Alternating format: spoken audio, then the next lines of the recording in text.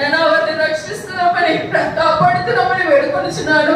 అట్లు తండ్రి క్లబ్స్ కొరకు ప్రార్థిస్తున్నాను తండ్రి, పబ్స్ కొరకు ప్రార్థిస్తున్నాను ప్రభా. ఆయన యవన పిల్లలు తండ్రి వారి సొంత ప్రాంతం వెళ్ళి హాస్టల్స్ లో చదువుకుంటున్నా, బయట వెళ్ళి జాబ్ చేస్తున్నామని బయట వెళ్ళి ప్రభా, స్నేహితులతో కలిసి క్లబ్స్ అని పబ్స్ అని ప్రభా వారి యవనాన్ని